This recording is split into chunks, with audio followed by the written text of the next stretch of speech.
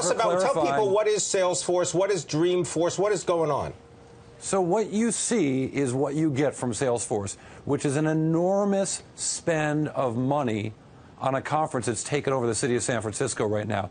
So they have rented a cruise ship for people to stay at the cruise ship there at the new ferry terminal. I can actually see the ship out the window here right next to our office here on Pier 3 in San Francisco. They've rented a cruise ship. They're having parties on the ship. They're having parties all over San Francisco. They have the Foo Fighters.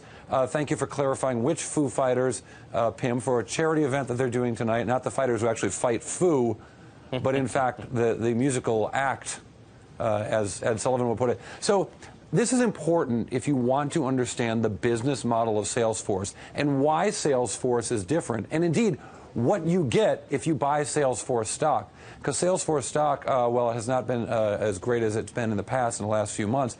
It's been a terrific performer over time. But a big part of that has been the spend in marketing and the spend on things like rock and roll bands, like this massive conference that has turned this city inside out, and yes, even a cruise ship. So Salesforce spends more money in marketing than virtually any other software firm when you look at it as a percentage of sales. Imagine you run a business. I don't care if it's an ice cream stand or it's a musical act. What percentage of your income, of your revenues, I should say, are you going to spend to get more business? Is it 10%? Is it 20? Is it 30? If you look at what Salesforce is doing, Salesforce spent 51% of their revenues last year on marketing, on things like the cruise ship. Compared to Oracle, they're a big competitor. They've got a bigger competitor, spending only 20% of revenues. Workday, a much smaller and younger competitor, spending 38% of it. Vivo, right? These are software as a service companies, just like Salesforce. Hey, Cory, Vivo, a young company. Cory, I'm looking here at my Bloomberg, of course, and I'm checking out the last fiscal year for Salesforce.com, for CRM. Right.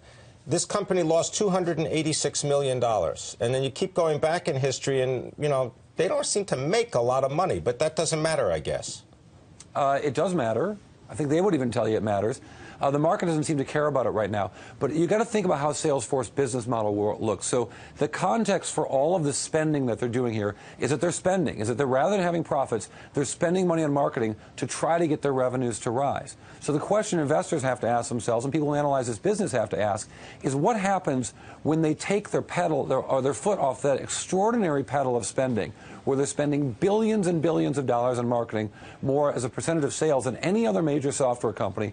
What happens if they slow that down? You have to ask yourself the simple question.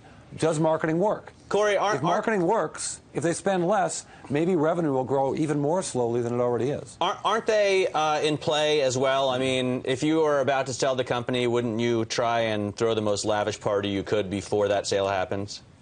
Their efforts to spend a lot of money are showing less results. The company is growing at about 20% this year, 30% last year, even though the dollars spent on marketing are much greater. And as I point out, they're spending so much money on marketing, as Pim points out, they don't even have an opportunity to make a profit because of that marketing spend and the cruise ship.